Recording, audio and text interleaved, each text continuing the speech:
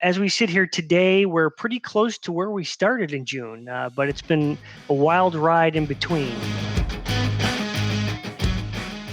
It's Mike's first day of vacation, but he thought he would grace us with a market update before he left for his vacation. So we're going to talk about June. June's been a crazy month in the market. We started June with a lot of upside momentum, and it really started to gather pace during the first week of the month. You saw things like financials, energy companies, all those stocks in the have-nots index we've created, like cruise lines, airlines, leisure and hospitality stocks. All those areas of the market were doing extremely well as, early reports from early states reopening were very, very positive. Economic data coming in better than expected. And then as we got towards, the second week of the month, the market started to show some signs of being technically overextended. There was a day where the S&P 500 actually flipped to a positive return year to date. And on that same day, the National Bureau of Economic Research finally came out and said, we are in fact in recession, marking the end of the longest economic expansion in history. So interesting, those two data points happening on the exact same day, showing the extreme disconnect between markets and the economy. And as that was happening, the market overextended, had a bit of a correction. It was clear nobody had bought a put option in quite some time. If you look at things like relative strength indexes, they were way overextended. So the market pulled back. And around that time, we started to get news of increases in case counts in some of the states that were early to open in the South, like Arizona, Texas, Florida. And so the fears of a second wave of the virus and the narrative of the perfect V-shaped reopening sort of got tired and gave way to more of a, hey, we're going to be living with this virus for a very, very long time. Right. So we had a sort of a mini correction within the month. So we were somewhere around 3,200 and we dropped all the way down to 3,000. But interestingly, we've held that 3,000 level. And that's sort of a point of technical resistance if you subscribe to that theory. But within the complexity of the S&P, what did well the second half of the quarter or second half of the month, and what did poorly the second part of the month? The second half of the month, the types of stocks and sectors that did well were very similar to the areas of the market that held up relatively well during the COVID-19 drawdown. So things that are in the haves index, things like Amazon, names like Microsoft, other work from home type stocks and communication stocks, those all did well. And by and large, if you segment the market into growth versus value, growth did extremely well. To the point where growth stocks have now outperformed value stocks by the largest margin in history, even exceeding the growth outperformance during the tech bubble. So it was those types of names, and what those names doing well says to us is that the market is returning to this idea of we're going to be living with this virus for a long time. It's going to be a bumpy reopening plan going forward, and so you don't want to get caught off guard investing in highly cyclical names. Outside the U.S., we've been really focused on what's been happening in the U.S. for the last several months, but outside the U.S., we've actually seen some recoveries also. So give us some perspective on foreign equity markets and what we're seeing there.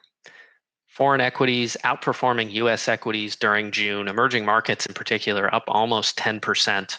And as that's happening, what we're also seeing is the U.S. dollar weakening relative to other currencies. And that's notable because the U.S. dollar has been strengthening relative to just about everything since early 2018. And from 2018 through about late March, we were in this environment where there was a shortage of U.S. dollars. And it was putting a lot of stress on foreign economies that have borrowed money in dollars and can't get enough dollars to pay off their debt. So deteriorating credit quality, creating economic issues. And now that the Fed and the US government have flooded the globe with over 12 trillion US dollars, and the Fed has opened up emergency swap lines, we're now for the first time in over 2 years in an environment where every foreign nation has access to as many dollars as they want. And so we're seeing foreign currency start to appreciate. things like emerging market bonds doing very well as investors start to price in, hey, dollars are plentiful. A lot of these companies are going to be able to pay down their debt and perform well. So something we haven't seen in quite some time. So, Mike, the Fed has still been creating money, and the money supply is still growing. And we're seeing a lot of that money go into financial assets. Tell us a little bit more about what the outlook is as the money supply continues to grow. Well, as the money supply continues to grow, the first order effect is what we've seen and what we've talked about quite a bit in prior videos, which is just you have a lot of money chasing very few investment opportunities, and so asset prices are bid up, particularly stocks, because the only thing more expensive than stocks are cash and bonds. But the second order effect of what you have from that type of a market is a lot of money that was on the sidelines or a lot of investors that were short the market. They can't maintain those short positions. So now what you're starting to see, and that's how you get a rally feeding on itself. What you start to see is hedge funds, for example, in aggregate are cutting their short positions. If you cut a short position, that means you have to buy to close that out. So that puts upward momentum on the market as those short positions are reduced. And then additionally, you have trend following type managers, which flip from being short the market to long the market. And then finally, you still have a huge glut of cash sitting on the sidelines in retail money market accounts, as well as in mutual funds. Mutual fund managers in general are still sitting on a good amount of cash because they've been dealing with outflows. So the second order effect is this thing feeds on itself because there is no alternative, because investors generally need to keep pace with benchmarks and they can't afford to be out of the market. And we think that's sort of the point where we're at right now. You mentioned a moment ago that the only thing more expensive than equities is cash and fixed income. Can you elaborate for the viewers on what you mean by that? Well, if you think about how expensive stocks are, typically you look at what's the price of a stock or a stock index relative to earnings. And on that metric, stocks are extremely expensive right now. If you look at relative to next year's earnings, last year's earnings, relative to the last 10 years of earnings, doesn't matter how you put it, this is the second or third most expensive stock market in history. But cash and high quality bonds are even more expensive relative to history. They are literally cash, you're getting 0% yield, which until we have negative interest rates in the US, that's as low as it can go.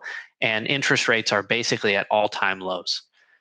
So what you have is the only thing more expensive than stocks are cash and high quality bonds.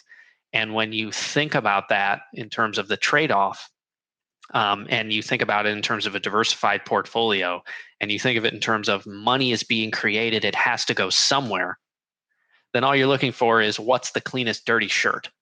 And that would definitely be stocks right now. And there's a large number of institutions, pension funds, and foundations that need to generate returns in excess of 5-6%, and you don't have any alternative except to invest in equities. So given that, there's going to be a lot of upward pressure or a lot of support for equities as we go forward, and as the money supply continues to increase, this is sort of the only game in town. That's exactly right. And it may not be a smooth ride, but we view it as stocks moving higher is sort of the path of least resistance. And then you have to think, you have to remember the Fed has unlimited amount of stimulus that they can bring to the market. So if we do get a pullback, if the reopening narrative gets exhausted, if you see a pickup in market volatility, you would likely see the Fed pick up stimulus. If we saw economic data come in worse than expected, well, that would mean that fiscal stimulus 2.0 would be a higher probability. So these things are self-correcting. So that's very important to keep in mind as well. Great. Well, we're going to let you get off to your vacation, but thank you for spending some time on the June update, and we'll look forward to the next episode of STRAT Uncapped, and we're going to take a deeper dive into some more arcane financial issues and talk about zombie companies and other investment opportunities that we see in the future. So thanks for joining. Mike, have a great vacation, and we'll talk soon. Thank you.